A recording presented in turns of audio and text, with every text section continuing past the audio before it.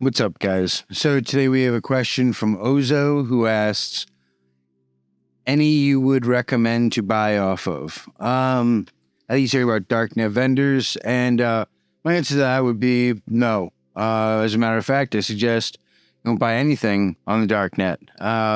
And so that's plausible deniability, but yeah, at the end of the day, it's I don't keep up to date with vendors. I have no need to, I'm not on the dark net on a daily basis. I wouldn't recommend any vendors because at the end of the day, I think it's very much a individualistic practice researching them. So I would much rather talk about the process of selecting one than saying XYZ. And that's because that answer will change over time. And at any point, XYZ vendor could turn around and start robbing people, And it's like, oh, you recommended them, and it's like, that's an issue. So how I would go about picking one would be to hop on forums, right? And it doesn't have to be Dread. I know people go, oh, Dread's been down. It doesn't have to be Dread, but like it could be any forum that's on the darknet. And, keep in mind, like there are markets that have, forums attached to them. So you use those. Use anything that's at your disposal. That's at your disposal that you can find. So that's how I do it. I look into the vendors, check them out. I check their reviews on the sites, all of them. So like, don't just go to one site and be like, oh yeah, he's good. If there's more than one site up right now, so, if you're looking at a particular vendor, look at them on every market, because there are markets where vendors will do what's called selective scamming. Now, this would be like where a vendor, he gets, say, 150 sales a day, collectively, right? And what he'll do is he'll say, maybe every third or every quarter sale that he gets on market C, he'll rob someone. So he might ship them a box of rocks, or some beach sand, or, something like that. And that's called selective scam. It's a scumbag move. It definitely is. But vendors can get away with that for a longer period of time. Like how markets exit scam, vendors can do that, but people find out almost immediately. So a lot of times what vendors will do is they'll maintain a really good reputation and they'll start selective scamming people where they're robbing just certain purchasers or at random.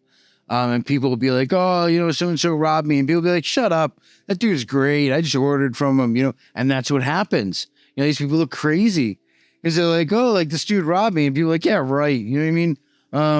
So, my advice to you, being someone who dealt with arbitration, would be if you're getting something from a vendor and it's a newer vendor, you never bought off them, when you open the package, it's going to sound crazy. When you open the package, set your camera up and record you opening the package, right? You can black out your name, all that kind of stuff, so it's not on there. But open up the package and do it recorded. Now, if you open it up and you look at it and it's what you ordered, good, great, delete the footage. If you open up the package and it's what you ordered, good, great, delete the footage. Okay. Now, if it's not what you ordered, then take that footage, make sure there's, mute the sound, make sure there's no sound in it.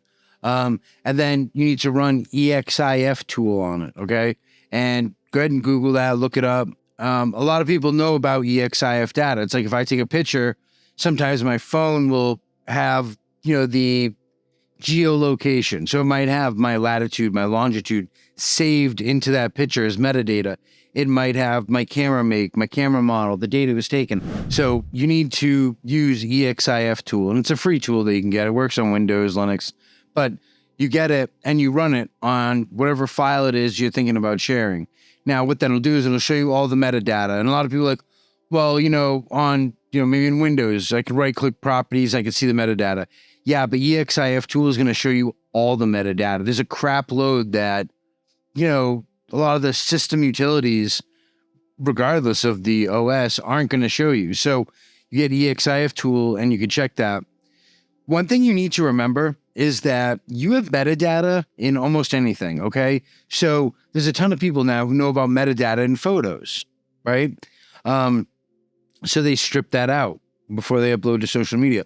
A lot of social media sites strip it out automatically. What's ironic is that Facebook, the world's first real ID database, where it's self-made by its own users, was one of the first companies to strip out metadata automatically upon upload. It's really weird considering the fact that, anyways, you have metadata in PDFs, in videos too. So that's a big deal. There was when PayPal refused to take donations for WikiLeaks. Anonymous had issued a threat, and in the threat, basically they had made a PDF where they had made the threat in a PDF, right, along with the video. But when the PDF was posted, a security researcher grabbed it, ran EXIF tool on it, and got the name of the guy who made it. And they sent cops to his house, and he got interrogated. I don't really know what happened to him, but there's metadata. It's not just photos, man. There's metadata in photos and videos, right? PDFs, Word docs. There's metadata in freaking everything. So my point with this is strip out the audio, strip out the metadata. If you get into a dispute with this vendor now, the vendor will turn around and say, I sent him exactly what he ordered. Now you can turn around and be like, oh, okay, cool. Here's the original box. If you go, because a lot of times the vendors will say, I'm not giving you the tracking number. But a darknet market admin might get it.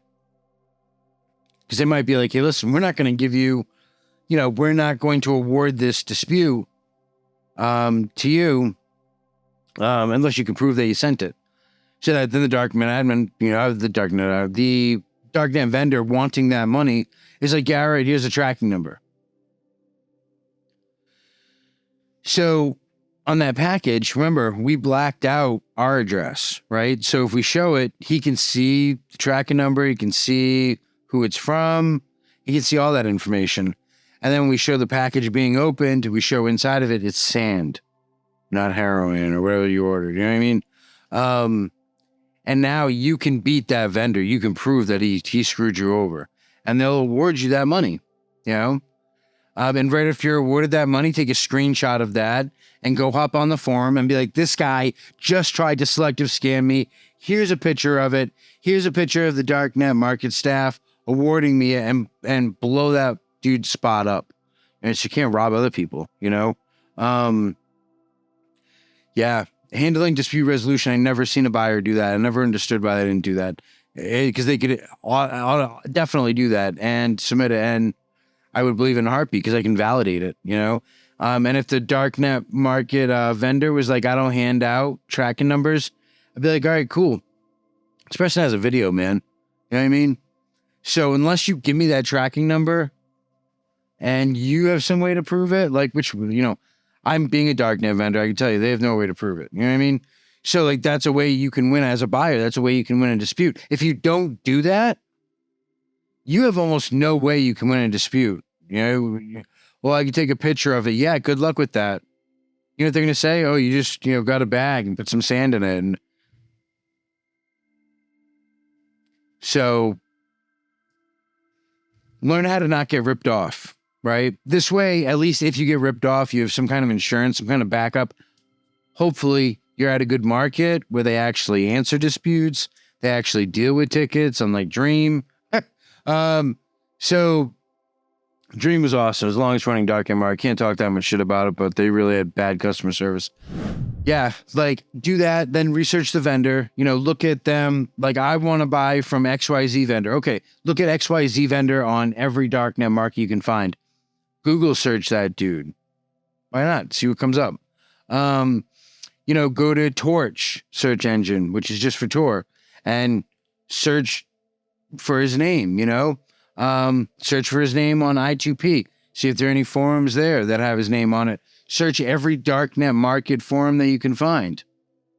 Look for his name. All that stuff is absolutely essential into finding a good vendor. Then, once you have the guy, he's like, oh, he passed all these checks, hit him up. Hit him up. Just hit him up and be like, ask him a question, any question. If he sells weed, ask him, write him, say, hey, I just want to check, I have allergies. Is this organic? Just make something, it doesn't even matter. Just ask him a random question. Don't make it too stupid, how many grams is in a half ounce? Like, don't ask him something like that. Ask him something that's specific with him or his product. And see how long it takes him to answer you back. See if he does answer you back. If he doesn't answer you back, most likely, if you do business with him and you have an issue and you hit him up, he's not going to answer you back. Make sure he's responsive before you commit, before you make that first purchase. Test him out by sending a simple message, Now, to be fair, some of these guys are like me and they're just doing it by themselves. So you need to give him some time. Like, don't think you're going to write him a message and this is like, a chat bot or some shit like that where you're going to get an answer back right away or within the hour. Or none of those are realistic expectations to have. I would say that any darknet vendor should be able to write you back within 2 to 3 days. Obviously, they should be able to write you back sooner than that, but you never know. They might have a rush. They might, benefit of the doubt. Give them that 3 days. And you're going to meet a ton of vendors who you're like, this guy's awesome. Wow, great prices, great reviews, blah, blah, blah. Then you might hit him up and he might never hit you back. I've never had a great vendor like that I've hit up that hasn't hit me back. They all know that customer service plays some kind of role in it, and if they don't care about that at all, I would rather pay an extra 20% and know I'm going to get a response back than not, so that's my advice. And that's how I'd go about, finding one in a really kind of simplistic form. Those are some of the basics that I do.